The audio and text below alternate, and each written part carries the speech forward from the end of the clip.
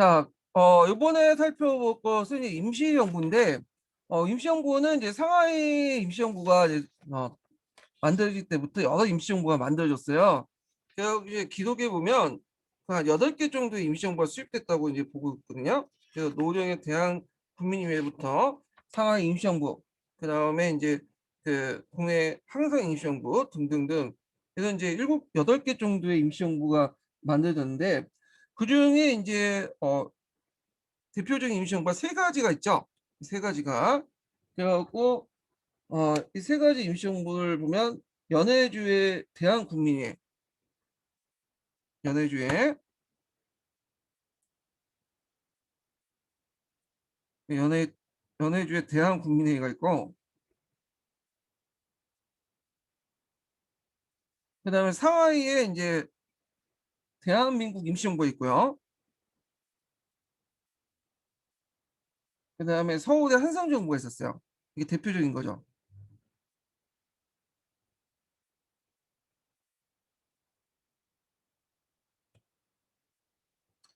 그래서 이제 3.1운동 위에 이제 국내 여러 임시정부가 만들어졌고, 이 3.1운동은 전 민족이 참여하면서 일제 식민통치를 부정하고 민족의 독립운동을 요구한 독립운동이었다. 자, 이를 통해서 이제 한국의 독립국임을 제대로 선포하였으니 독립국임을 달성할 수 있는 기구가 수립하고자 하는 것이 당연한 것이다. 3.1운동의 호응에 가장 먼저 임시정부를 수립한 것은 연해주 지역의 한인들이었고, 자, 이들은 4월 17일 날 블라디보스토크에서 러시아 지역의 한인 대표기구로서 전로 한쪽회 중앙총회를 대한국민위원회로 이제 학대 개편 임시정부 수입을 발표하였다. 그다음 중국 상하이에는 임시정부가 또 수입됐고, 그래서 3.1운동에 발발하자 신한청년당은 상하이에 독립임시정부 임시사무소를 설치하고 국내 각지의 연락을 도모하였다. 자, 이에 이제 일본, 만주, 연해주, 미주 등지의 각지에서 그 당시 독립운동가들이 상하이에 모여서 임시위정원을 구성하고 4월 13일 날 임시정부 수립을 이제 선포하였다. 자, 그 다음에 이제 국내에선 임시정부가 이제 수립됐는데 3.1운동 발발 직후 국내 인사들이 비밀리 정부 수립을 추진하고 4월 23일 날 13도 13도 대표로 주축된 국민대표에서 한성 임시정부 수립을 선포하였다. 예. 그래서 세계 임시정부 수립 관련된 내용들을 이제 얘기를 하고 있고요. 자, 근데 이제 이렇게 이제 여러 곳의 임시정부가 이제 만들어지면 한쪽으로 이제 힘을 결집시킬 수 없잖아요. 그러다 보니까 이제 다양한 임시정부를 뭐냐면 설치해야 된다라는 논의가 이제 일어나게 돼요. 근데 여기서 제일 이제 문제됐던 점이 뭐냐면 설치 장소 때문에 이제 논의가 일어나는데, 자, 설치 장소를 어떻게 이제 할 것이냐에 따라서 두 가지 논의가 일어나죠. 임시정부가 어디에 설치해야 된가? 네. 하나는 상하이에 설치하자. 두 번째로는 그 만주 연해주에 설치됐잖아요.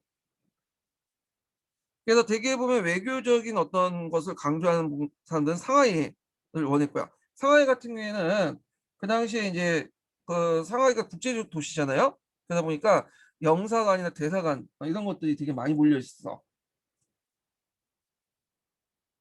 그래갖고 이런 것들이 이제 주장했고, 만주 연해주 같은 경우에는 무장 독립론을 주장했죠. 만주 연해주는 이제 한반도하고 이제 가까우니까 이게 들어와서 이게 전쟁을 할 수 있잖아요. 무장 투쟁을. 자, 그래서 상하이안들을 이제 지지했던 임시정부는 당연히 이제 상하이 임시정부고, 그 다음에 뭐 한성정부, 응, 뭐야? 그다음 만주 연해주는 주로 이제 어느 지역이냐면 이제 저 대한독립회, 대한국민회 이런 단체들이죠. 참고로 이 상하이 임시정부나 한성정부의 수장은 누구였냐면 그 당시 이승만이었어요. 이승만. 그래서 한성정부는 이승만 집정관, 상하이 임시정부는 국무총리 뭐 이렇게 해갖고 이게 이제 한 자리 하고 있었죠. 이승만이. 자, 그래서 이제 이렇게 이제 대립을 하고 있었는데 결국에는 이제 뭐냐면 그 만주 연해주를 이제 안을 지지했던 이동희가 한 번 양보해서 여기 상하이를 지지하면서 상하이에 이제 임시정부가 수립되는 것은 이제 확정됐죠. 상하이로.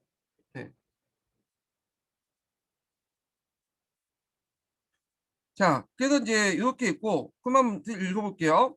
자, 연해주 상하이 한성 임시정부가 연해주 상하이 한성의 임시정부는 수해 직후부터 통합에 추진했다. 그러나 각기 지역적 기반을 달리하고 있던 세 곳의 임시정부 통합을 이루는 일은 쉽지 않았다. 이들 임시정부 간의 여러 차례 통합 논의가 이루어진 결과 국내에서 수립된 한성 정부의 정통성을 인정하고 법통을 인정하는 거죠. 이 법통 아래 이제 상하에 둔다는 원칙이 합의됐다. 요 내용이 예전에 기출문에 나왔어요. 한성 정부의 법통을 인정했다. 그래갖고 이제 행정부는 이 한성 정부가 이제 결정했다고 보시면 돼요. 행정부는. 네.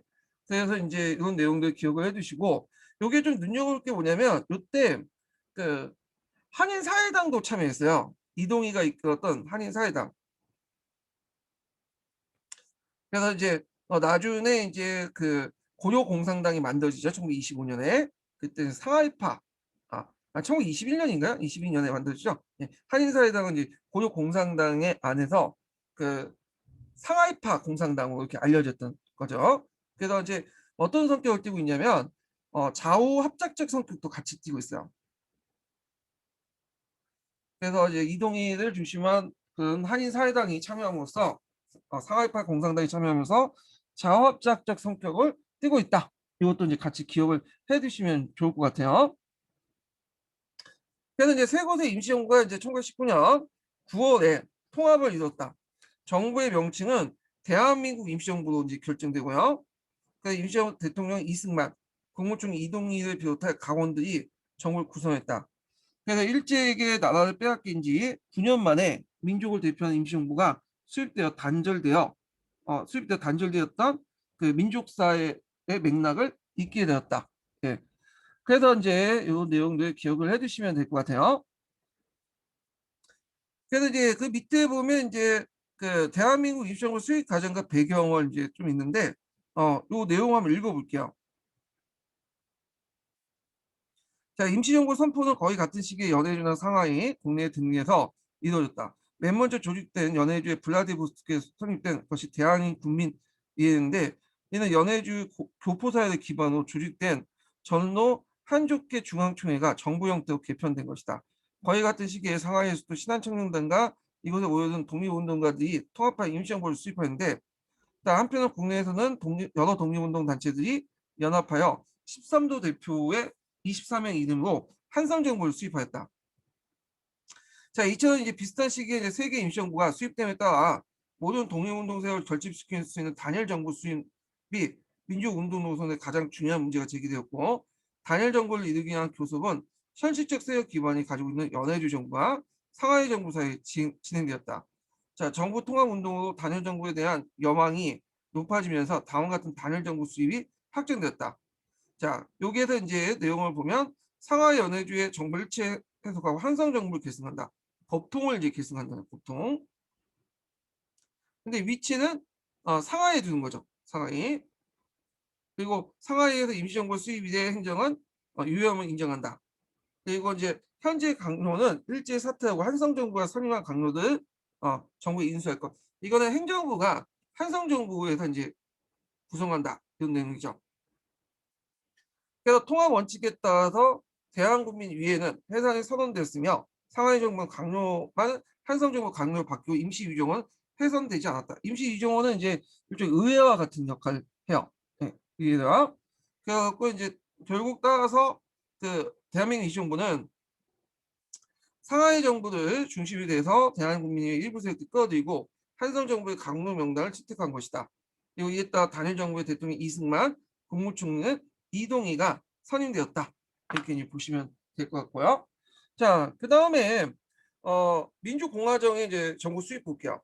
자, 우리가 이제 보통 앞에 1910년에 복벽단체하고 공화정을 지향하는 단체들이 있었다고 했죠. 3.1운동을 계기로 해갖고 이게 공화정으로 넘어가. 네. 그러다 보니까 대한민국 임시정부도 민주공화정 정부 형태가 되게 되죠.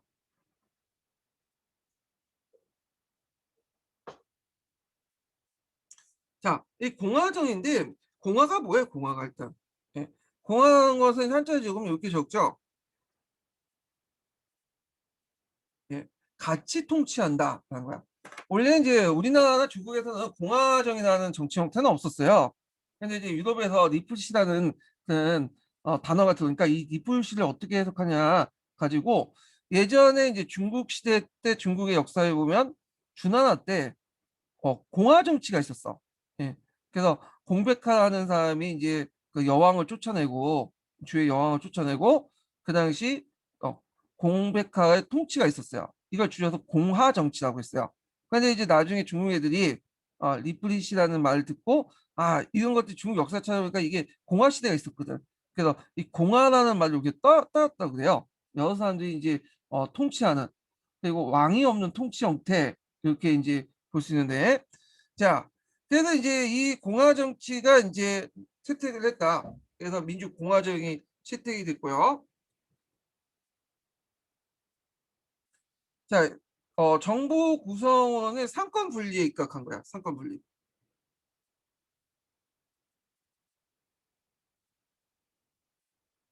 그래서 입법기관으로서 뭐가 있었냐면 임시의정원이 있었죠. 임시의정원. 그 다음에 사법기관으로서 법원이 있었어. 이 법원은 있다가 없어졌다가 좀 했는데 하여튼 있고 그 다음에 행정기구로서 공무원이 있어요. 이 공무원. 그래서 상권 분리에 입각해서 뭐냐면 어, 만들어졌다. 이렇게 이제 보시면 되고요. 자, 그래서 이제 연해주에서 수립된 대한국민회의는 헌법을 제정하지 않았지만 행정, 입법, 사법의 기능을 함께 갖췄고 상하이 임시정부는 10개 조의 임시험정을 제정하여 민주공화제를 채택했고요. 그 다음에 이제 한성정부도 6개 조를 약법에 국가체제의 민주공화정, 정치체는 대의제를 채택하는 데 명시했다.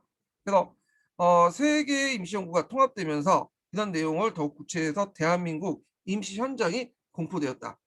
자, 대한민국 임시현장은 일종의 이제 뭐라 할까요? 그 당시 헌법 역할을 했다 보시면 돼요. 헌법. 그래서 그 후에 이제 1차 개헌, 2차 개헌, 3차 개헌 해갖고 한 5번의 개헌 작업도 있었는데, 자, 이 헌법은 대통령제를 이제 채택했고, 정부의 운영에서 대통령 중심제와 의원 내각제를 저축한 형태였다. 자, 그리고 인민의 권리와 의무를 규정했으며, 대한민국의 입법권 의정원, 행정권은 공무원, 사법권 법원이 행사되는 상권 분리 체제를 가지고 있었다. 그 의정원, 공무원, 그다음 법원, 상권 분리 기억을 해주시면 될 것 같아요.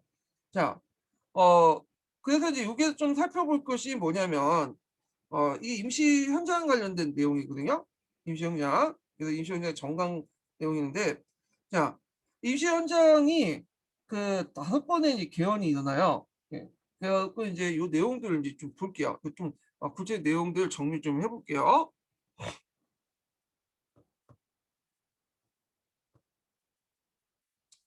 자, 여기 1차 개헌부터였고 2차 개헌, 3차 개헌, 4차 개헌, 5차 개헌인데 예전에 한번 기출문제에 1차 개헌하고 3차 개헌 관련된 내용 한번 나왔어요.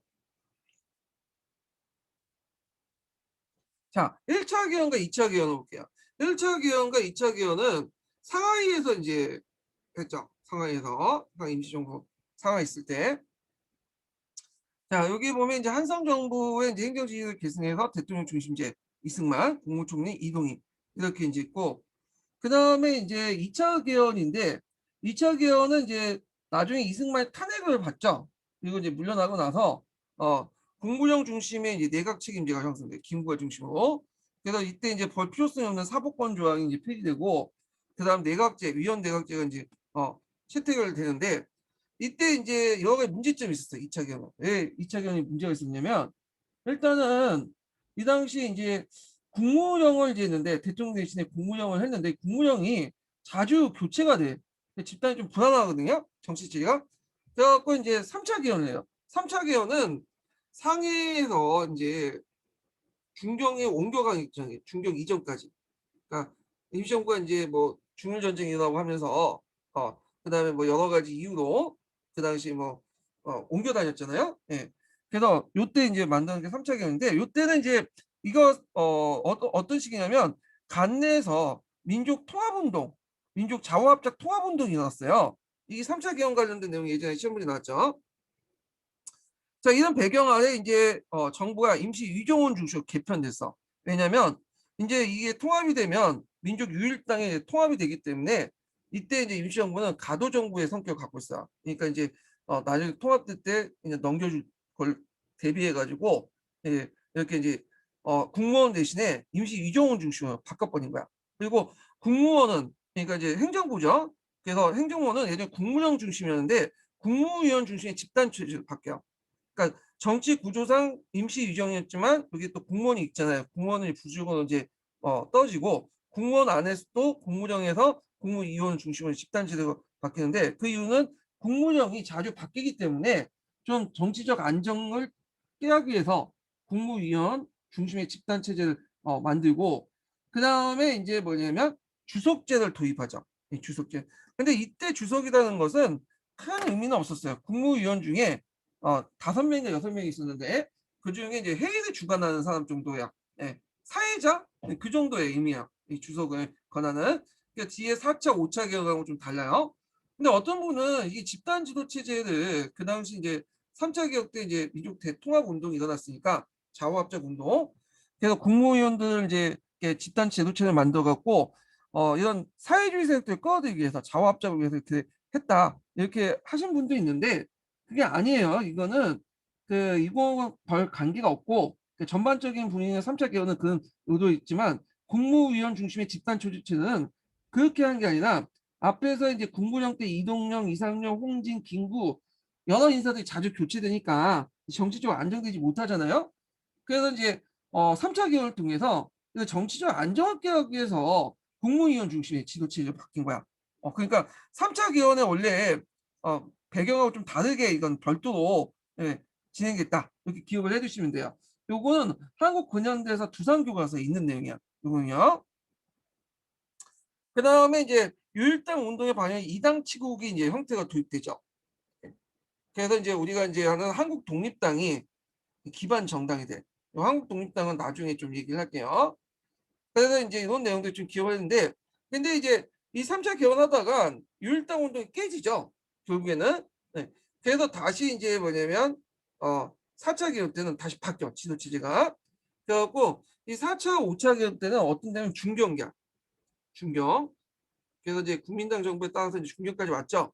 그리고 나서 인제 요때는 중일 전쟁이 막 일어날 때잖아요. 그러니까 이걸 이제 헤쳐나가기 위해서는 뭔가 강력한 행정권을 발동을 시켜야 된다. 그래서 좀 전에 임시 위정원 중심에서 다시 국무원 중심으로 바뀌어. 행정부 중심으로. 그리고 나서 국무원의 최고 높은 사람을 좀 뽑아야 되겠다. 그러니까 집단 지도 체제 가지고는 지도력을 제대로 발휘하기 힘드니까 강력한 지도력이 필요하다. 그래 가지고 주석 지도 체제로 바뀌어. 예. 그래서 4차 개헌 때 이 주석 지도 체제는 그 앞에 주석제와 좀 달라. 앞에 주석제는 단순히 사회자 역할이에요. 근데 요때 주석이라는 거는 말 그대로 예 인제 강력한 대통령 정도의 권한을 갖고 있었다. 이렇게 보시면 되겠죠. 그러다 5차 개혁 때 그 임시정부 안에서 좌우합작 운동이 또 흐름이 형성돼요. 그래 갖고 그때 인제 좀 약간 민족 좌파 정도 속하는 김규식을 이제 부주석으로 이제 임명하죠. 그리고 예전에 인제 2차 개헌 때 없어졌던 이 뭐냐 사법권 조항을 심판원이라는 이름으로 다시 뭐냐면 부활시키는데 그 아마 인제 이때 그 안에서 프락치도 있고 배신자도 생기니까 그걸 처벌하기 위해서 요걸 이제 사법권 내용을 추가시킨 거야. 그리고 조선위용대 강복 조선위용대 일부를 강복군에 편입시키고 그다음에 이제 김구와 김규식을 중심으로 해서 이제 좌우합작 운동 정부가 구성이 되죠. 자 요 부분은 뒤에 좀 다시 얘기할게요. 그리고 이제 한국 체제 그래 갖고 돌아올 이제 나중에 이제 거의 전쟁에서 일제가 이제 패망한 걸 알고 다시 인제 우리나라 돌아와서 인제 새로운 정부를 구성해야 된다는 이런 체제로 바뀌게 됐다. 그러니까 1차 개헌부터 해서 2 차, 3 차, 4 차, 5차 개헌까지 있는데 예전에 시험 문제 나왔던 건 1차 개헌하고 요 3차 개헌 관련된 내용이 있어요. 요거 좀 기억을 해 두시면 될 것 같아요. 자 그러면 다시 어 실체 한번 읽어 볼게요.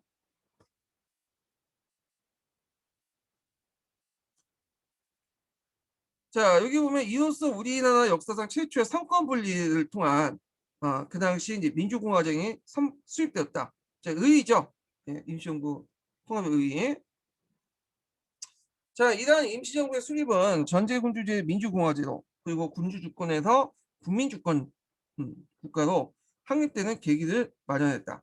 자, 대한민국 임시정부의 수립이 한국 역사상 군주제에서 근대 민주주의 헌법에 입각한 민주공화제에 입각한 전환 일대 전기가 됐다.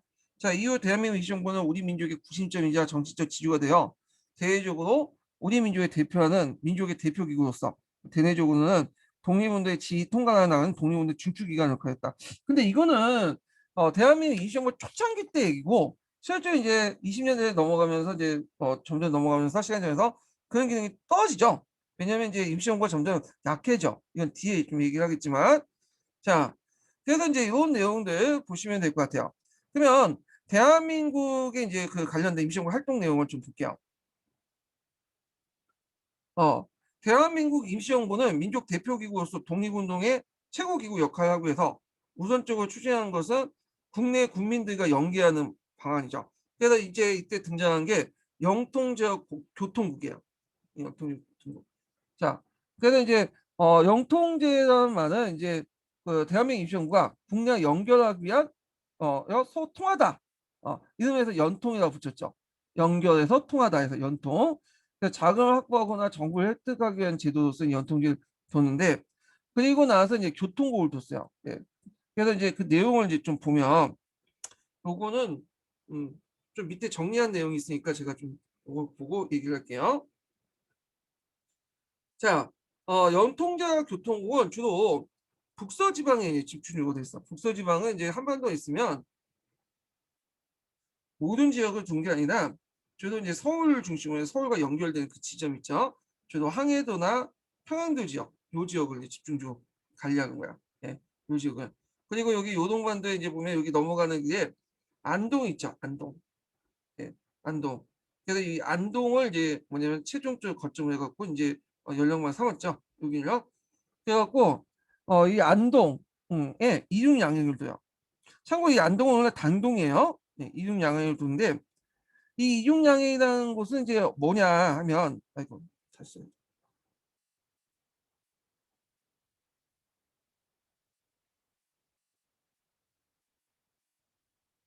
양행이라는 것은 이제 외국 회사죠. 네. 그래서 이거는 아일랜드 사람이었던 조지 쇼인가? 이 사람이 만든 이제 그 무역 회사인데 이 이용량에서 뭐냐면 많은 도움을 줘요. 그래갖고 이제 안동하고 상해할 때 연락 거점을 많이 사용하는데 이용량에서 왜 이렇게 도움을 주냐면 그 조지 쇼라는 사람이 아일랜드 사람이기 때문에 영국의 어떤 식민 통치를 많이 받았잖아요.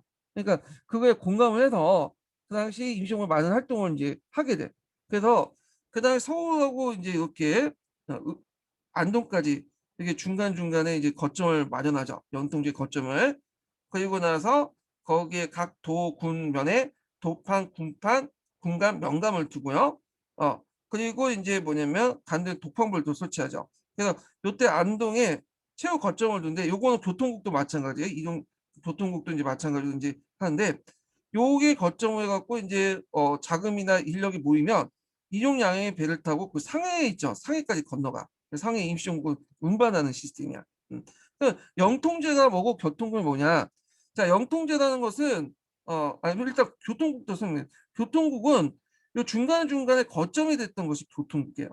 네. 그리고 이 거점과 거점을 서로 연결시켜 주는 것이 뭐냐면 영통제다. 네. 그러니까 교통국과 영통제가 각기 따로따로 되는 게 아니라 이게 이제 큰 지점들 거점들 교통국 그리고 교통국과 교통국 사이에 연결된 건 연통제 이렇게 이제 보시면 되겠죠. 그래서 하는 업무가 비슷비슷해요. 예. 그래서 이제 주로 이제 정부의 문서 명령 전달이라든지 분자금 조달, 그다음에 정부 보고, 독립운동의 지휘 감독 이런 것들을 이제 했다. 자, 근데 이제 영통제와 교통국이 초반기 때만 운영됐어요. 초창기 때만. 이게 이제 1921년에 조직이 발각이 되거든요. 자, 그러다 보니까 이제 어떤 문제점이 일어났냐 하면 이제 국내에서 자금을 이제 제대로 받지 못해요. 그래서 이것이 이제 자금 문제 때문에 이제 임시정부 운영에 큰 타격을 주게 되고 나중에 돈 문제 때문에 또 분열한 배경이 되죠. 임시정부가.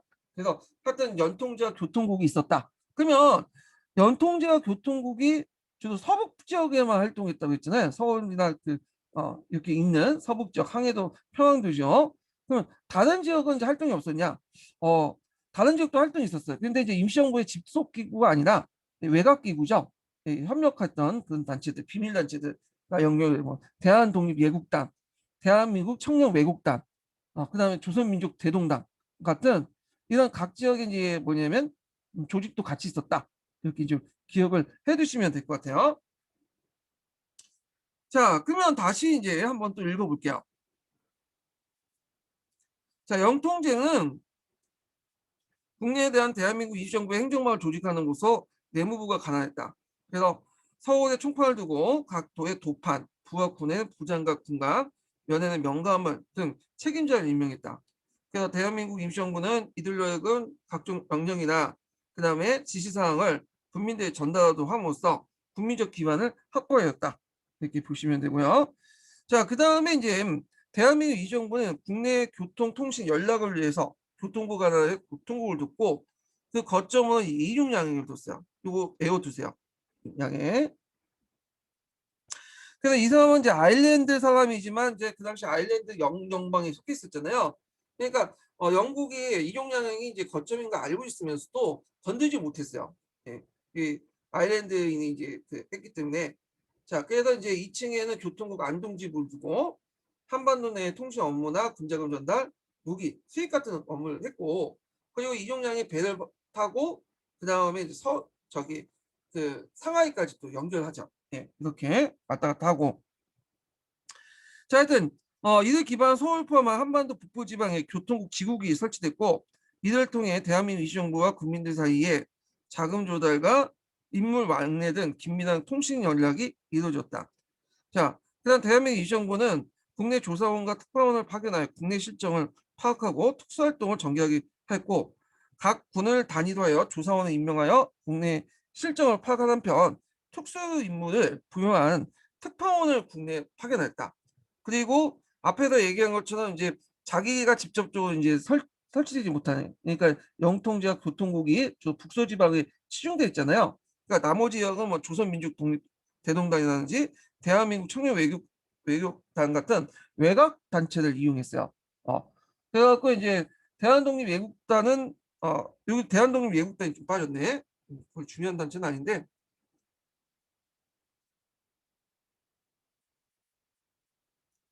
대한독립예국단은 이제 강원도 충청도 지역을 관할하고요. 그 다음에 대한민국 청년외국단은 이제 중부 이남 그런 식으로 이제 관할 범위가 이제 정해져 있죠. 자, 한편 임시정부가 이제 독립운동을 추진하기 위해서는 또 막대한 자금이 필요하잖아요. 그러다 보니까 이제 여러 통해서 자금을 모집했는데 크게 한 세 가지예요. 이건 초기 때 얘기죠. 첫 번째로는 국내 국민들의 의원권과 독립군이라는 걸 통해서 했고 자, 이런 걸 통해서 이제 뭐냐면 연통제와 교통군 이런 조직을 통해서 대한민국 임시정부에 전달했는데 그것 때문에 총 21년에 이제 뭐냐면 이게 교통국가 연통제가 발각이 되면서 없어지니까 이게 이제 조달받을 수 있는 데가 없잖아요. 그러니까 큰 타격을 받게 되죠. 자, 그 다음에 두 번째로는 대한민국 임시정부는 분자금을 마련하여 1인당 1원씩 인구세를 걷었어. 인두세죠. 예. 그래서 이제 걷었고 실제 뭐 제대로 거치는 없겠지만 일단 그렇게 이제 형식상 그렇게 해놨고 그 다음에 독립공채를 이제 발행을 했어요. 독립공채. 자, 그래서 이제 이 독립공채를 이제 예국공채라고 또 하죠. 예, 그래갖고 이제 이거는 나중에 이제 독립한 후에 상환을 할 것을 약속하고 이제 발행했는데 그걸 사는 사람이나 이제 뭐 파는 사람이나 이게 돌려받기 위해서 이제 하는 것보다는 일종의 뭐냐면 독립권을 자금 지원 그런 목적으로 이제 한 거죠. 예. 그래서 이 독립공채를 이제 많이 샀던 그 지역은 주로 미주 지역이 많았어요. 예. 대한민 국민회를 통해서 이게 많이 이제 했고, 자, 그래서 이걸 이제 자금을 얻고 이걸 바탕으로 독립운동 계획을 수립하고 또 군자금에 도움이 되었다. 예. 그런 것들 좀 기억을 해두시면 될 것 같아요. 그리고 이런 자금 운반은 영통제라든지 교통국 조직도 했지만 그 앞에서 한 것처럼 만주 이륙양행이나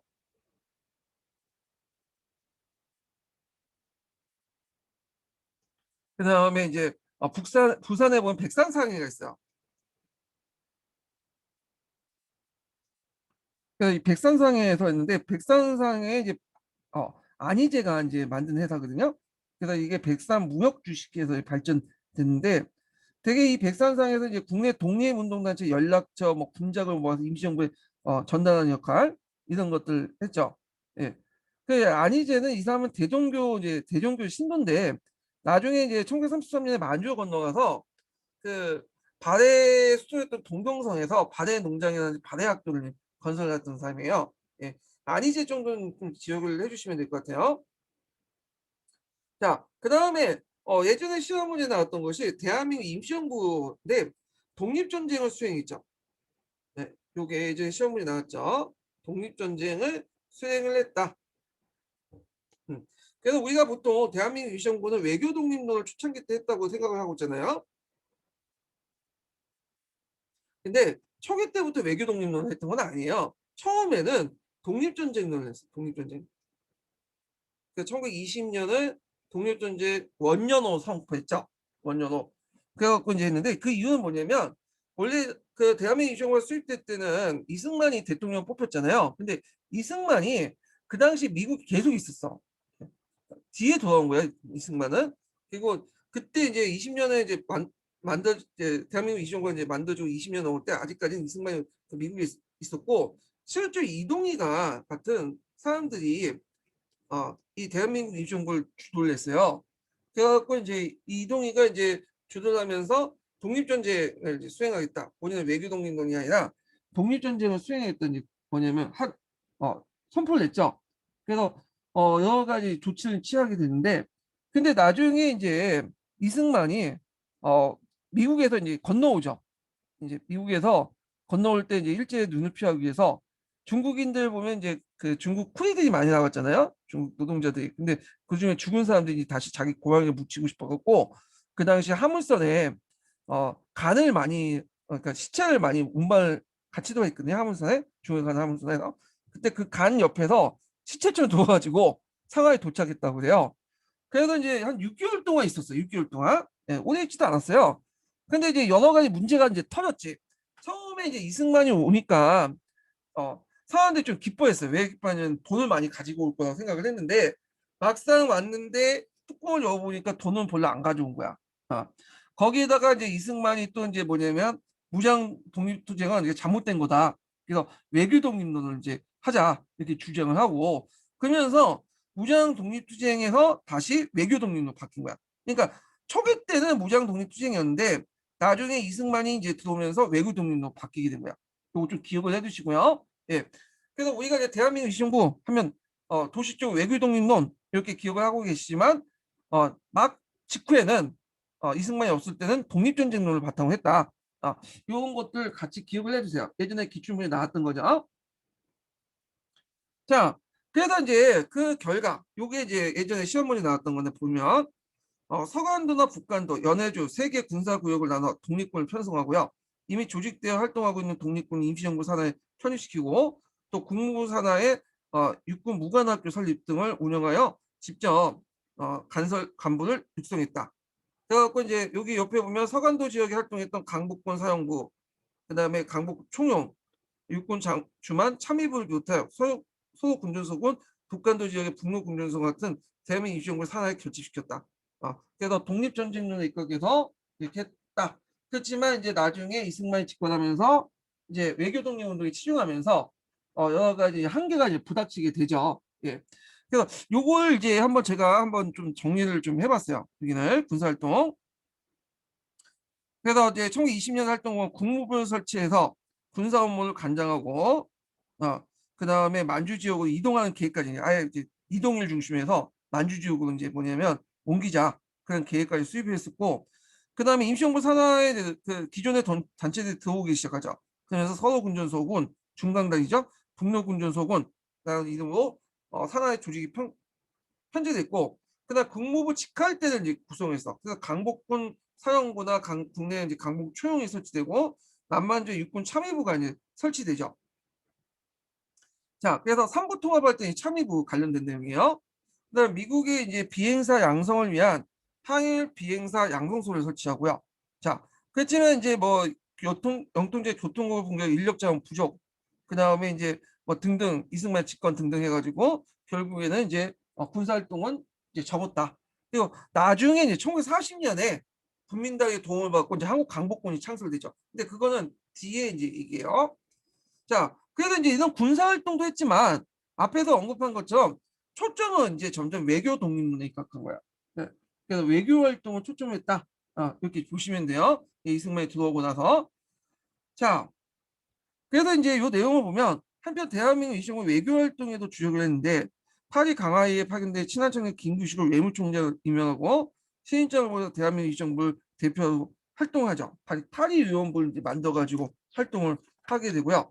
또 국제 연맹 워싱턴 회의 등의 국제기구의 창설과 회의 기회를 이용해서 여기 참가를 하려고 했어요. 그래서 일제 식민 통치와 부당성과 우리 국민의 독립연망을 전달하였다. 근데 이제 별로 이제 효과는 없었죠. 그래서 파리 강화이나 워싱턴 회의에 참가를 했지만 별 효과는 없었다. 그러다 보니까 외교 독립론에 대한 어떤 비판이 일어나게 되고 이런 것들이 또 뭐냐면 임시정부의 어떤 분열의 원인이 되죠. 그 다음에 국민위원부를 설치했어요. 예. 이거는 이승만이 이제 설치했는데 이승만은 이제 국민위원부를 설치하고 외교 활동을 하면서 한국 독립 문제를 국제 여론화시키는데 크게 힘을 썼는데 이승만이 이제 이 외교 독립론자잖아요. 이 사람은요. 그래서 앞에서 이제 자기가 대통령에도 불구하고 이 사람은 6개월 동안밖에 없었어 상해. 그래서 비판이 쏟아지니까 이제 떠났죠. 예. 그리고 나서 대통령이면서 또 구미위원분장을 또 같이 맡아가지고 그걸 주도를 했어. 예. 그래서 이제 이승만이 대한민 국민을 또 돈줄을 쥐고 있기 때문에 상당히 또 영향력이 또 행사하고 있었죠. 예. 근데 이승만은 그 좀 약간 문제점이 있냐면 이 사람의 활동이 좀 여러 가지 문제인데 이 사람만 오면 꼭 분열이 돼요. 서로 갈등시키고. 그래서 있고 임시정부도 마찬가지. 이 사람이 오니까 이제 여러 가지 이제 갈등이 일어나기 시작하는 거죠. 예. 이승만이 이 사람이 이제 예전에 한성정부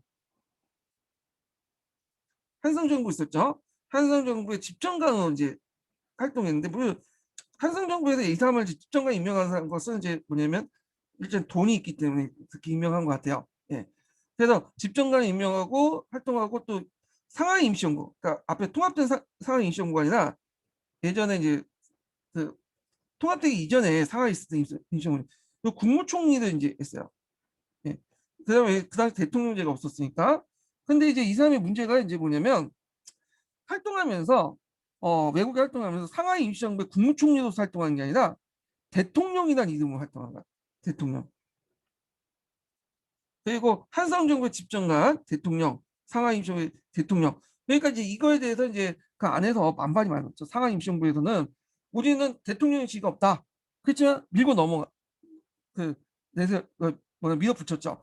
결국 이승만이 이제 뭐냐면 통합된 임시정부의 대통령 될 때 내가 대통령 타이틀을 가지고 있어야지 좀 약간 끝발이 있지 않냐 먹혀들지 않는 데서 그 이승만의 요청대로 그냥 대통령 부르겠는데 문제는 이승만이 외교 활동을 할 때 상하이 통합된 상하이 임시정부의 대통령이라는 이름보다는 한성정부의 집정관이라는 이름을 자주 많이 사용했어요. 예. 왜 그러냐면 그 통합된 임시정부 안에서는 대통령 중심제지만 임시 유정원 권한이 컸거든요. 대통령 권한이 약했고. 그러니까 이 사람은 좀 나중에 보면 알겠지만 뭐 독재에 좀 성향이 강하잖아요. 그러니까 그게 못마땅한 거야. 그래서 상하이 임시정부의 대통령이란 말보다는 한성정부의 집정관이라는 이름을 활동을 했어. 예. 그래서 이게 나중에 문제가 생긴 거야. 왜 너가 그 뭐냐면 임시정부의 대통령이면서 예전에 통합되기 전에 한성정부의 집정관 그러니까 대통령이라는 이름으로 활동하냐? 그래서 왜 이런 식으로 남용하냐? 이런 식으로 이제 해가지고 이 사람이 이승만이 이제 그냥 나중에 탄핵할 때 그 중에 탄핵하는 이유 중에 하나가 그 이 중에 거기 하나 들어가 있었어요. 예, 그 내용이.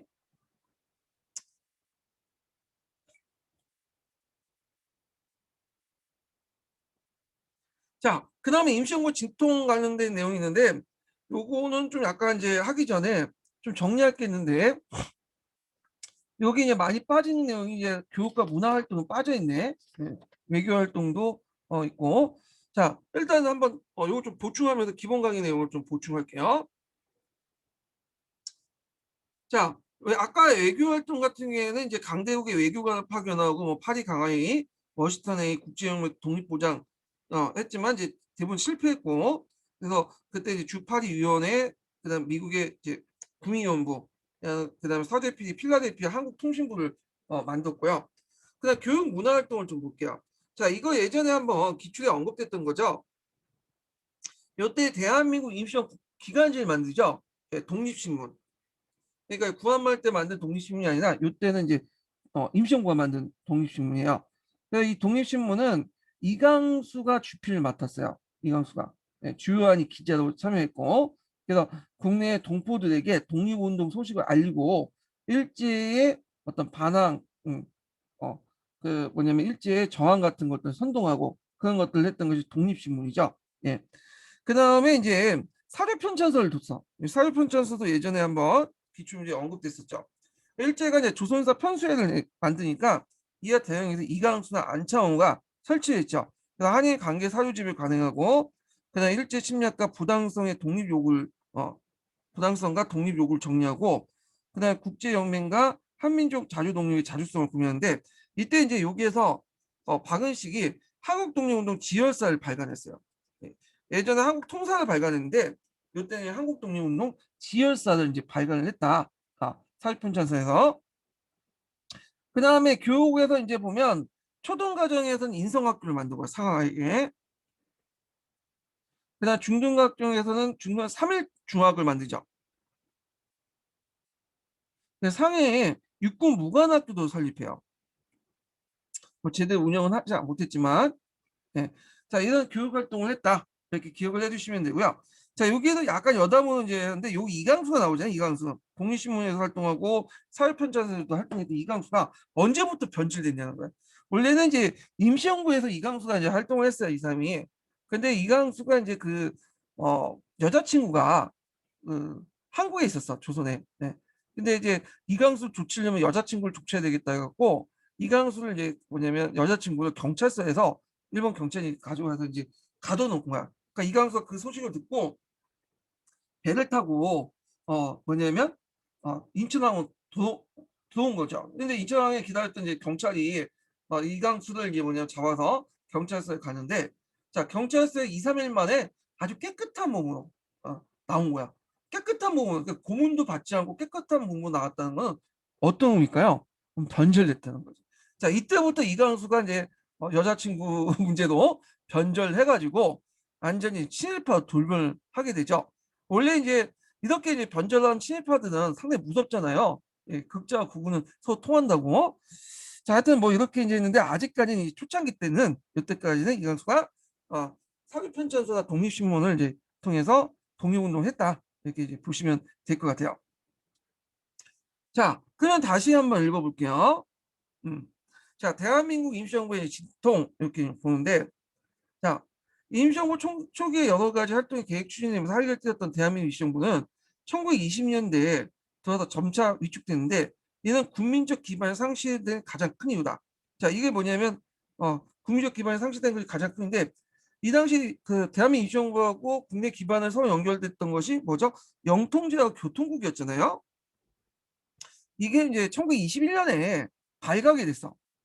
그러니까 일제 경찰 발각되고 관련 인물들이 체포되면서 그 당시 대한민국 임시정부와 국민들 간의 연계가 단절됐죠. 자, 이는 그 국민적 기반의 상실을 의미한 것이고, 이로 인해서 대한민국 임시정부는 상황 어려움 속에 빠져들었다. 거기에다 또 이제 독립운동 방향을 둘러싸고 의견 대립이 있었죠. 자, 대한민국 임시정부는 이제 국내 각지의 여러 인사들이 참여했고, 이들의 독립운동은 다양했는데, 자, 이런 독립운동 둘러싸고 각 세력 간의 의견이 달리하니라 대한민국 임시정부는 일관된 독립운동 재개하기 어렵다. 거기에다 이념 문제 때까지 들어가죠. 그래서 임시정부 안에 또 이제 상하이 공산당파, 또 나중에는 이득집급파 공산당 계열도 또 참가해요. 그러다 보니까 이런 민족주의 공산주의 계열 간의 어떤 거에다가 또 지역적인 갈등도 일어나. 예. 그래갖고 이제 왜 지역적 갈등이 일어나냐면 되게 독립운동하는 사람들은 서로 못 믿어요. 왜냐면 그 안에서도 이제 프락치도 있고, 그러다 보니까 운동을 어떤 식으로 하냐면 자기 지역 내 알고 있는 사람들끼리 운동을 해요. 왜냐면 서로 이제 배신자가 생기기 적고 그러잖아요. 프락치도 금방 차단할 수 있고 그러다 보니까 그 안에 또 이제 지역별로 파벌이 형성된 거야. 그래갖고 인정 내에서 기옥파, 뭐 서북파 이렇게 하고 뭐 북경파 막 서울이 지들끼리 싸우고 또 이런 식으로 해가지고 이제 혼란이 일어났죠. 자, 이로써 대한민국 임시정부는 독립운동의 지휘 통과를 나갈 최고 기구로서 역할 치명적인 손상을 입게 됐다. 자, 그래서 이처럼 대한민국 임시정부가 본연의 역할을 수행할 수 없게 되자 국내 독립운동 전선에서 독립운동의 새로운 활동을 모색해야 된다는 논의가 일어났어요. 그러면서 이제 어떤 이제 얘기를 하냐면 정부 형태보다는 당 형태로 바꿔야 된다. 뭐 이런 논의도 있고 임시정부에서 도저히 이제 활동할 수 없다 해갖고 이제 그 당시 분열파들 있죠. 신채호 같은 그런 사람들은 북경파들 이런 사람들 임시정부를 공격을 해. 그 임정의 조치 문제를 가지고 1923년에 국민 대표회의를 열어요. 그리고 시험 문제에 두세 번 언급됐죠. 국민대표회의. 국민대표는 왜 국민대표회의냐면 그 임시정부 안에서 의정원 있잖아. 임시의정원 국회 같은. 근데 여기는 임시의정원은 그 임시정부 안에 있는 조직이잖아요. 그러니까 이제 임시정부 밖에서 객관적으로 국민 임시정부의 존칭을 논의하자. 그래갖고 이제 국민대표회의를 개최를 한 거예요. 그래서 국민대표회의는 크게 이제 세 개의 파별로 나눠서 이제 논의가 일어나죠. 개조파, 그 다음에 창조파, 그 다음에 현상 유지파. 이렇게 이제 하는데 일단 이제 개조파의 논리는 이제 뭐냐면 이 사람은 당이라는 명칭보다는 정부, 임시정부의 명칭의 명분을 이제 중시하는 상이야. 임시정부에 여러 가지 문제점이 있지만 일단 임시정부가 명실상부한 우리나라 정부고 통합정부고 그렇기 때문에 약간 개조를 내서 개선을 해서 계속 유지하자 이런 사람들이야. 대표적인 사람이 이제 안창호 같은 서북파들 그 다음에 이런 사람들이 이제 주장을 했던 거고요. 그 다음에 상하이파의 이제 이동희 같은 사람들도 여기 이제 합류를 했죠. 근데 창조파는 뭐냐면 임시정부가 민족해방운동에 효율적인 지도를 되지 못한다. 그래 해체하고 새로운 기구를 만들자. 이때 기구는 정부나 뭐 이런 것들 붙이지 말고 당이라든지 모임 이런 명칭을 붙이자. 예. 왜냐하면 임시정부가 이제 정부의 어떤 기능이 조건도 없지 않냐, 뭐 주권이 있냐, 영토가 있냐, 뭐 등등. 그래서 이제 창조파가 이제 형성돼. 자, 창조파는 이제 어떤 사람들이 이제 많냐면 주로 이제 임시정부 그 국민회의 이전에 북경 군사 통일회 같은 것들이 이제 개최했어. 임시정부를 이제 뭐냐면 해체시키기 위해서. 북경에서 박용만, 신채호 이런 사람도 있고 그다음에 이수칙급파 공산당도 김만경 그런 사람도 이제 거기에 참여했고요. 예. 그다음에 현상 유지파 그냥 가자. 이거는 김구나 이동영 같은 사람들이 이제 주장을 했죠. 자, 결국에는 이제 서로 간에 이제 논쟁만 하다가 결국에는 해결이 안 됐어. 그래갖고 창조파도 떠났고 더 나가서 이제 뭐냐면 나팔 개조파도 나가고 그리고 이승만도 이제 탄핵받고 이제 하면서 이제 내부 미국 떴죠. 자, 그래서 이제 그래서 결국엔 대한민국 임시정부가 폐지하고 새로운 독립운동을 조직하고 독립운동을 정의하고 창조파와 기존의 대한민국 임시정부 조직을 개편한 이들 중심 독립운동 개조파가 대두됐는데 결국에는 위견 절충을 못하고 국민대표에 결렬됐고 그래서 대한민국 이 정부는 조직을 유지할 만큼 유지하기 어려울 정도로 침체 상태에 빠지게 되죠. 거기에다가 이제 창조파, 개조파 다 떠나고 이승만은 이탈되고 나중에 이승만 탄압받잖아요. 그러니까 이제 남은 사람들이 별로 없는 거야. 박은식이라든지 뭐 김구라든지 이동영 몇 명 사람밖에 없겠죠. 그러다 보니까 이제 1920년대 중반에 들어가면 실제로 임시정부는 그냥 여러 독립운동단체 하나로 전략을 하게 돼요. 내부 분열 때문에. 그래서 1925년에 임시의정원에서는 대통령 이승만을 탄핵한 것이 그다음 조처 중에 하나다. 그 이승만을 탄핵한 이유가 이제 여러 가지 있는데, 자 일단 이승만은 이제 문제를 많이 일으켰죠. 그 중에 국민대표회의에서 이제 뭐냐면 개최했던 이유 중에 하나 뭐냐면 이승만 때문에 개최한 것도 있어요. 이승만이 주장한 외교 독립론 자체가 성과를 제대로 거두지 못했잖아요. 그러다 보니까 이제 불만이 싹쓸 수밖에 없었고 또 이승만이 그 미국 대통령 윌슨에게 청원을 올린 거죠. 국제연맹에. 윌슨이나 국제연맹에 청원을 올리는데 그때 이제 위임 통치해달라고 청원 올렸잖아요. 근데 이게 3.1운동 끝나고 나서 한 3월 3일 정도 올렸는데 이게 나중에 이제 알려지게 된 거야. 그러니까 이제 이걸 가지고 이제 이승만의 비판이 쏟아지게 되잖아요. 예. 그래서 하여튼 있겠는데 그래서 이제 또 이승만은 좀 꼴 보기 싫다고 또 6개월 만에 있다가 이제 도망가고 그래갖고 이제 이승만을 탄핵했는데 이 탄핵한 이유가 앞에서 얘기한 것처럼 이제 여러 가지 있는데 첫 번째가 임시정부 대통령이라는 칭호를 사용하지 않았다는 거야. 그 대신에 집정관 있죠. 그러니까 다른 그 한성 정부의 이제 대통령 칭호 이런 것들 사용했고 그 다음에 이제 두 번째로는 이제 이승만이 자금을 유용했다. 그러니까 이승만이 돈을 좀 적게 가져왔잖아요. 예, 그런 것도 이제 있어요. 이승만이 상하이 있어야 되는데 상하이 잠깐만 있고 미국 갔지 않냐. 뭐 이런 것도 탄핵 사유가 될 수 있겠죠. 예. 그래서 이제 이런 식으로 이제 뭐냐면 탄핵을 했다. 근데 앞에서 언급했던 이승만이 이제 외교 독립론을 입각해갖고 이제 뭐 위임 통치하자고 건의한 거는 여기 들어가 있지 않아요. 좀 잘못 알려진 게 있는데 위임 통치 내용은 없어. 그거는 이제 임시정부 구성하기 이전의 내용이기 때문에 하여튼 이렇게 있고 그 다음에 이제 박은식이 이제 뭐냐면 대통령 선출됐다 곧바로 서거하고 그 임시정부는 대통령제를 폐지하고 2차 개정 때 국무령제를 바뀌죠. 그래서 2차 개정 때는 그렇게 이제 국무령제를 했다. 그래서 이 국무령은 일종의 대통령보다 권한이 낮지만 하여튼 중심 인물이 하는데 이게 자주 바뀌어요. 그래갖고 이제 국무위원제도 나중에 바뀌게 되죠. 그래서 20년대 중반 때는 실제로 이제 뭐냐면 거의 활동이 침체했다는 거죠. 그래서 이때 이제 김구가 이걸 좀 되살려야 되겠다. 그래가지고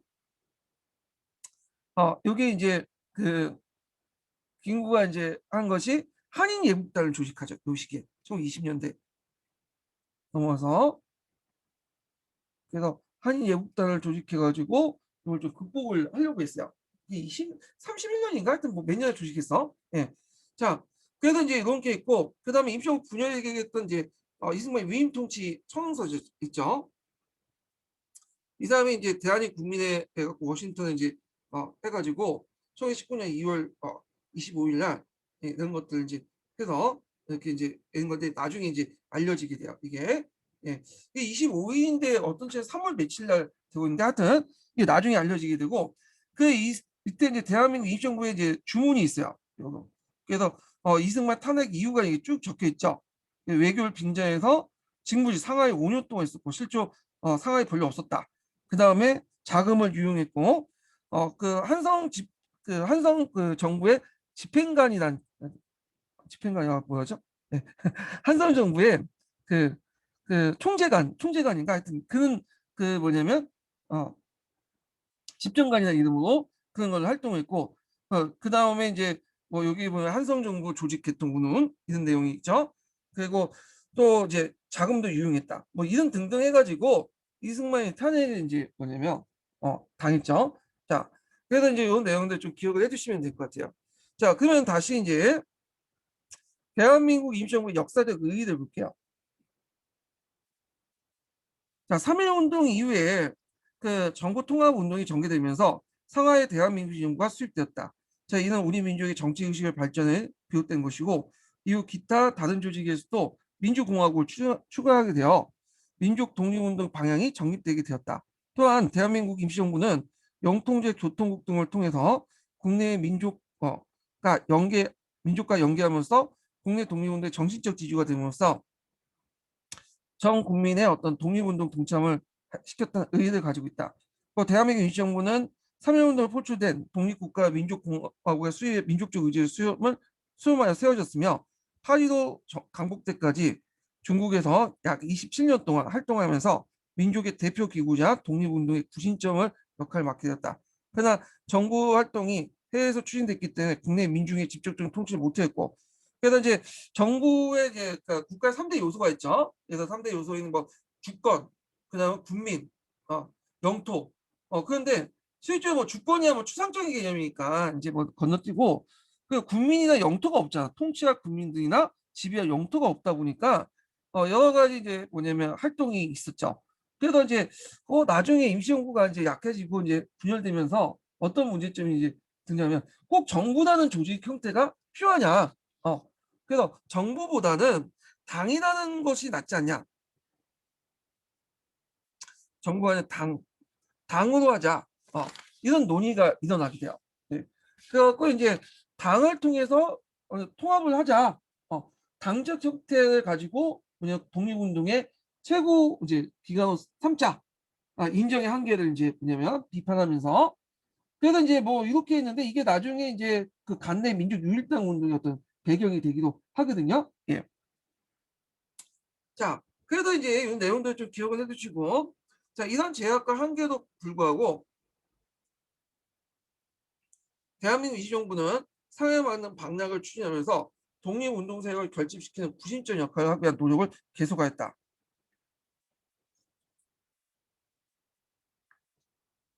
자, 한동안 침체기에 벗어나기 위해서 의열투쟁을 펼쳤고 상하이 떠나서 충주로 이동하는 동안에 군사계획을 수립하고 항일투쟁 세력으로 결집시키면서 민족통일전선운동을 지속하였다. 그래서 1940년대에 이제 관련된 내용들인데 요거는 뒤에 이제 있으니까 이제 그때 좀 얘기를 할게요. 요거는 뭐 강복군 활동 관련된 내용들 이런 것들이고요. 자, 그 다음에 이제 미래행과 관련된 내용을 좀 읽어볼게요. 미래행 임시정부 관련된 내용들 한번 읽어보겠습니다. 예. 자, 이거 읽어보기 전에 세 번째 인증번호 알려드릴게요. 세 번째 인증번호는 66번이에요. 예. 세 번째 인증번호는 66번.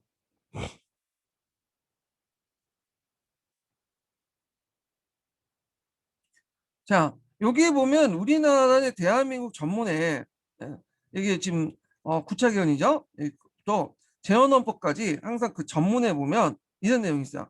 유구한 역사와 정통을 빛나는 우리 대한민국은 3.1운동을 거점으로 해서 대한민국 입시정부가 법통을 부리한 한간 4.19 민주인으로 해서 여기에다 볼 수 있는 3.1운동을 건립한 대한민국 입시정부가 법통을 잇는다고 했죠.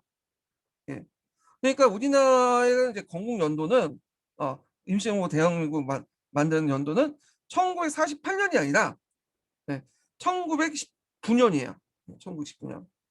예전에 누나이트 계열에서 이제 임시정부 법통을 부정한다고 해서 강복절이나 1948년 8월 15일을 건국절을 강조하죠. 45년 8월 15일이 아니라 그래서 임시정부의 어떤 법통을 부정하면서 이승만 때부터 이제 우리나라 정부가 출발했다 이렇게 하지만 이승만조차도 임시정부의 법통을 인정했어요. 왜냐면 이승만이 예전에 대통령도 했잖아요. 물론 쫓겨나긴 했지만 자 그렇기 때문에 1919년에 이제 법통을 이었다. 이 임시정부 법통론 있죠. 이 임시정부 법통론을 계승했다. 이렇게 보시면 돼요. 자, 이 임시정부 법통론은 나중에 해방 공간에서도 좀 문제가 되고 해요. 이 임시정부 법통론은. 그렇지만 헌법에 이렇게 반영이 됐다. 이렇게 좀 기억을 해두시면 될 것 같아요. 자, 이 임시정부 법통론과 관련된 내용은 추후에 이제 해방 공간에서 이제 그때 펼쳤던 그 논쟁에서 한번 좀 더 얘기를 하고요. 그럼 한번 내용을 보죠. 자, 3.1운동 직후 국내에 임시정부가 수립되자 연해주의에서 대한국민회에 상하이에서는 대한민국 임시정부가 세워졌다. 그리고 국내에서는 한성정부 출범이 선포되었다.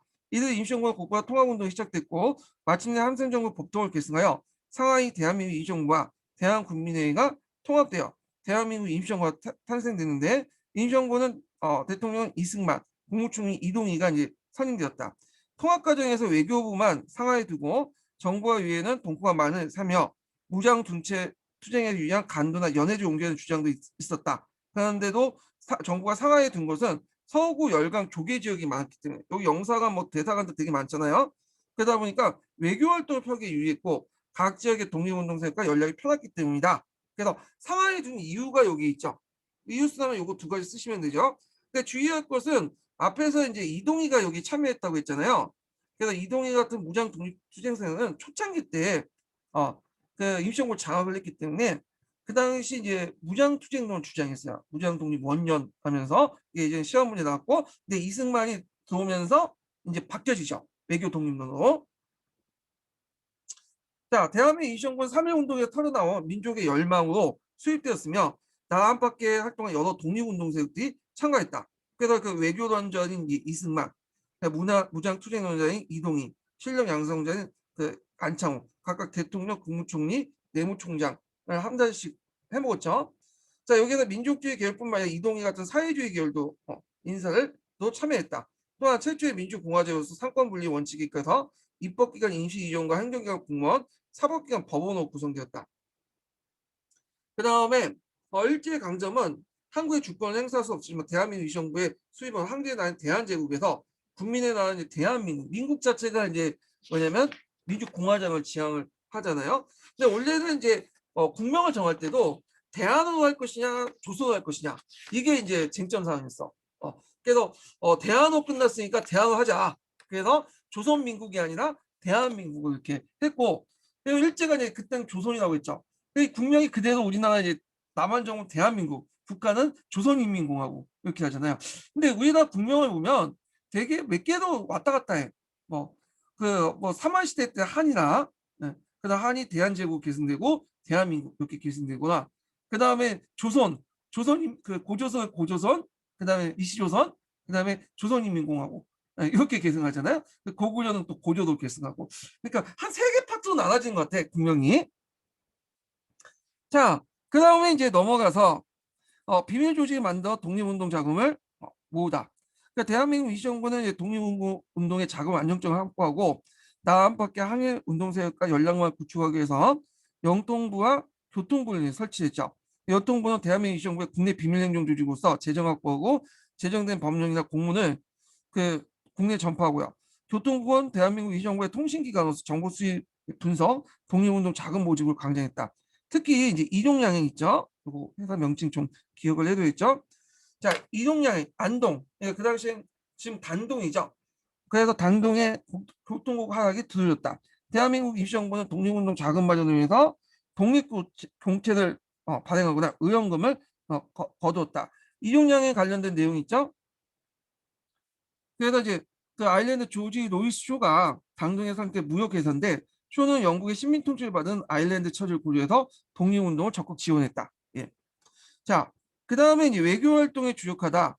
그래서 여기는 이제 외교활동 관련된 내용이 있는데, 여기 초창기 때부터 그런 건 아니에요. 앞에서 지금 처음에 무장활동하다가 외교 독립으로 바뀌게 되죠. 초기에는 대한민국 이정부는 열강부터 임시정부 승인을 받고 독립에 대한 지원을 이끌어내기 위해서 외교활동에 주력했다. 파리 강화에 파견되어 김규식을 대한민국 이정부에 대표하는 임명하는 등 여러 국제 대표회를 보내 한국인의 독립 의지를 알리고자 하였고, 미국의 구미훈보를 두고 대통령 이승만을 중심으로 외교활동을 벌였다. 자, 그 다음에 이제 외교 노력의 결과 수반한 중국 정부의 승인을 받고 소련 내년부터 그 독립운동 자금을 지원했다. 근데 이게 문제가 된 거야. 여기는 앞에서 설명 안 했지만 레닌이 독립운동 자금을 줬거든요. 근데 이제 이거는 이제 이동희가 이제 받았어요. 이동희가. 자, 이동희가 이제 그 당시 한인 사회당이었잖아요. 어. 근데 이 이동희가 이제 받고 이제 자기 비서에게 이제 뭐냐는데, 이 비서가 이걸 가지고 횡령을 했는지 유용을 했는지 아주 먹튀를 내버린 거야. 예. 그러니까 이제 나중에 이제 임시정부 안에서 이게 알게 된 거죠. 이동희한테 따졌지. 너는 왜 내니로부터 돈을 받은 거를 우리한테 이제 갖고 와야지. 너 혼자 쓰거나 하냐. 비서한테 맡겨갖고 뭐 도둑질 맞았냐 뭐 이런 식으로 이제 논쟁이 있었는데, 근데 이동희가 왜 임시정부에 갖다 줘야 되냐. 이거는 레닌이 임시정부한테 준 게 아니라 한인사회당에 준 거다. 그래서 이제 이동희의 돈 횡령 문제, 이게 이제 또 분열의 원인이 되었어. 예. 그래서 여기에 소련 레닌부터 독립운동 지원받았다고 하지만, 근데 이동희 입장 올 때는 이거는 한인사회당에 준 거지 임시정부에 준 게 아니다 이렇게 생각을 했던 것 같아요. 근데 그 돈조차도 비서가 이제 떼어먹고 도망가고 뭐 하여튼 그런 복잡한 상황이 있었어요. 자, 근데 1차 세계 승전 후 미국, 영국이 주도한 국제사회 한국 독립운동을 한기시키는데 머물렀다. 왜냐면 미국, 영국 입장일 때 그 당시에 뭐 일본하고 척을 치지 않았잖아요. 뭐 1920년대까지만 해도 상당히 일본하고 사이가 좋았고, 근데 그건 이제 좋은 관계도 뭐 한국 독립운동을 임시정부를 인정하겠어요? 이 독립여론을. 그러니까 이제 여론상으로만 이제 알려진 것뿐이지 정부 차원에서 이제 무관심했죠. 네. 그래서 이제 외교 독립론은 이렇게 해서 허무하게 끝났다. 이렇게 보시면 돼요. 그다음에 그 밑에 이제 임시정부 수입을 이제 요청했던 것이 대동단결 선언 있죠. 앞에서 이제 언급한 건 대동단결 선언에는 임시정부 관련된 내용이 있어요. 하나 씌워 합치자. 그래서 그 내용도 있는데 한번 읽어볼게요. 자, 1917년 중국 상하이 신채와 조성왕, 신규식, 박은식 등이 13명의 명의로 이제 했는데 이 선언은 이제 작성한 것이 누구라고 했죠? 초안은 조성왕이에요. 조성왕. 이 사람은 상균주의도 유명하지만 대동단결 선언을 이제 작성한 초안을 마련한 사람으로서 또 기억을 해두세요. 출제 교수님이 제가 들어가면 내겠다고 한 내용이 그 내용이었어요. 예, 언제 나올지 모르겠지만 자. 그래서 이 선언은 이제 순종의 주권을 포기하는 순간 한국의 주권은 이민족이 일제에게 넘어간 것이 아니라 2천만 동포들이 기속된 걸 규정했다. 그래서 주권 불면율 발음이 안 되네. 주권 불멸이라고 하죠. 주권은 불면한다. 네. 그래서 멸하지 않는다는 거죠. 다만 이제 일본에 넘어가는 게 아니라 국민한테 넘어간다. 2천만 국민들에게. 그 당시 2천만이면 이게 남북한 인구가 2천만 저 3천만 정도 기어봤죠? 되게 적은 것 같아요. 지금 되게 많잖아요. 예. 남북한 합쳐도 8천만이고 남한만 해도 5천 500만 그 정도인데 요즘에 뭐 출산율 적다고 걱정을 하고 있는데 예전에 2천만 잘해봤자 3천만도 안 됐고 조선시대 때는 뭐 1천만 2천만 이하였어요. 예. 너무 걱정할 필요 없어. 예. 하여튼 뭐 헛소리예요. 예. 다만 일제의 불법적인 국권 강탈로 국내 동포의 주권 행사가 어려운 상황이고 해외 독립운동가들이 주권 행사의 권한을 위임받아 대한민국 임시정부가 만들어야 할 권리와 책임이 있다고 주장했다. 자, 이는 임시정부의 어떤 수의 당위성을 밝히고 대한제국의 영토 인민 주권을 계승한 새로운 민주주의 국가를 걸리는 그 신호탄을 쏘아오는 데큰 의미였다. 그래서 이제 대동단결 선언 문서 보면 조성왕이 작성한 걸 알려졌다. 꼭 기억을 해두세요. 조성왕. 주권 불면론이 여기 밑에 있네요. 예. 그 한번 또 읽어볼게요. 자, 대동단계에서는 주권은 민족 고유의 것이며 주권 불면론의 근거에 국민 주권을 제청했으며 대한제국 황제가 포기한 주권을 상속한 임시정부의 수입을 주장하고 있다. 이거 꼭 기억을 해두세요. 예. 자, 그래서 이제 있고 그 다음에 뒤에 넘어가서 무장활동을 비롯한 다양한 활동을 전개한다. 이 내용을 보면 자, 대한민국 임시정부는 만주 지역에 무장투쟁 세력도 다수 참여했다. 그러니까 임시정부의 외교활동에 비중이 뒀지만 독립전쟁을 염두에 두고 있었다. 그냥 남만주의 국무부 직할부대인 그 강복궁 사령부, 그다음에 강복궁 총영을 두고 무장 투쟁을 전개했다. 자, 그리고 한편으로 대한민국 임시정부는 독립신문을 간행을 하고요. 그다음에 이걸 통해 국내 독립 동포들의 독립운동 소식을 알렸고 또 임시정부 안에 임시정부 사료편찬위원회를 뒀죠. 그래서 이때 이제 뭐냐면 한일 관계 사료집을 이제 간행을 했고 그리고 이제 독립운동 박은식이 그 만들었죠. 박은식이 이제 독립운동 지열사도 여기에서 발간을 했잖아요. 자, 그 다음에 이제 거기 밑에 이제 그 독립운동론에 입각해서 이제 국무부 포고 1호가 있어요. 그래서 국무총장이었던 노백리의 명의로 그 당시 이제 국민 양성과 군대 평성을 위한 그런 내용도 있고요. 자, 그 다음에 이제 국민대표회의를 통해 새로운 진로가 모색되다. 네, 국민대표회의 꼭 기억을 해두셔야 되겠죠? 자, 대한민국 임시정부는 교통국가 연통부의 조직 일제히 발각되다 자금 조달이 어려웠다. 또한 외교활동을 통해 무장투쟁 논제의 비판이 거세지고 사회주의 계열과 민족주의 계열의 갈등이 드러났다. 그래서 각각의 이제 독립운동 지도자들은 이 국면을 타개하고자 국민대표회의를 열었죠. 그래서 독립운동했는데 이때 이제 현상 유지파들 뭐 김구 같은 사람들 참여하지 않았고 뭐 이승만은 이제 미국 텄고 자 하여튼 튀었고 그래서 이제 이때 이제 이승만 그 임시정부의 진로 문제에 대해서 개조파와 창조파가 대립을 했죠. 개조파는 현재 대한민국 임시정부 정부를 대신하여 독립운동 중심 역할을 맡아야 된다는 입장이고 창조파는 대한민국 임시정부의 역할 위치를 부정하면서 이를 대신하여 새로운 조직을 만들자 이렇게 있어요. 그래서 그 밑에 보충 내용 한번 읽어볼게요. 자, 여기 보면 이제 개조파 안창호는 현재 임시정부의 조직과 해체를 체제 개선화 유지하자고 주장했다. 이 사람은 개조파죠. 안창호는. 그래서 창조파 신채호는 외교 독립론을 추진해 현재 임시정부를 대신해 새로운 주체를 세워야 됐다고 했다. 그래갖고 이제 이때 그 뭐야 신채호가 그 당시 누굴 비판하냐 이승만을 많이 비판했어. 예. 그래갖고 이제 신채호는 이제 비판하면서 이승만을 비판하면서 이완용은 나라를 팔아먹는데 그 이승만은 없는 나라까지 갖다 판다. 그 막 비판을 했잖아요. 예. 그리고 이제 나중에 이제 의열단 선언에서도 외교 독립론 상당히 비판하고 그렇게 했는데 자 현재 임시정부의 새로운 정부를 대신한 새로운 주체를 세워야 된다는 입장이었고 그는 만주 연해주에 가서 강력한 무장투쟁을 펼쳐 새로운 민족 대표기구 수립 필요함을 주장했다. 한편 임시정부의 옹호파인 김구는 국민대표회의 자체를 이제 회의적으로 생각하면서 그 임시정부의 현상 유지 내세워 국민대표에 불참했다. 왜냐하면 국민대표회의 자체가 그 임시정부 밖에 있는 기구야. 그래서 이런 내용들 기억을 해두시면 될 것 같아요.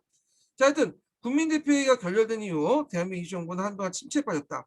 이에 미주 지역의 독립자금을 독점해서 대통령 직무를 다하지 않은 이승만을 탄핵했고 헌법을 고쳐 국무령 중심의 지도체제로 이제 전환을 했죠.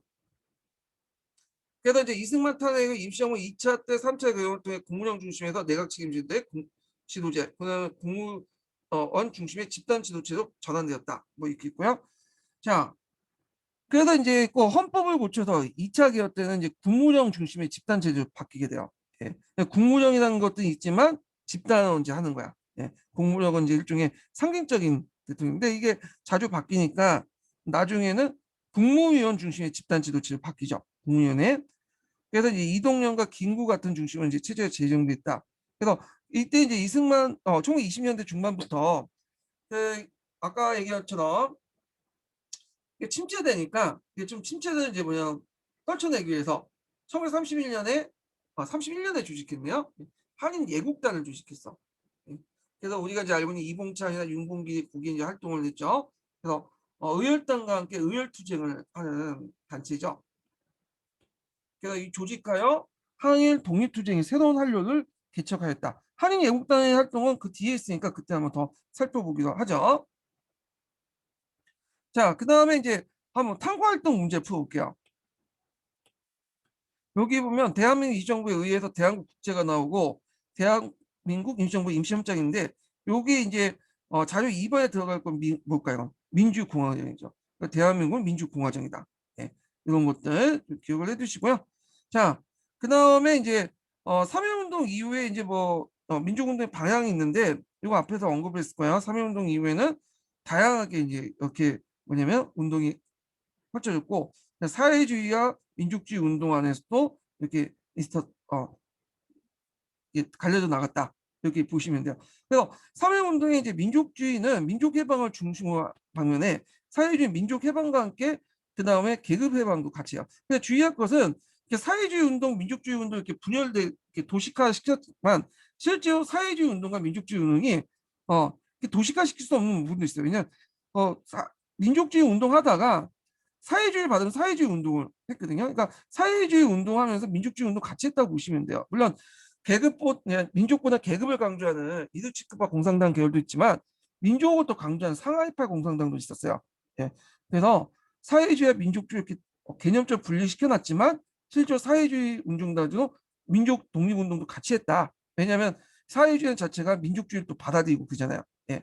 자, 이런 것들 좀 기억을 해두시면 되고요. 자, 그럼 한번 읽어볼게요.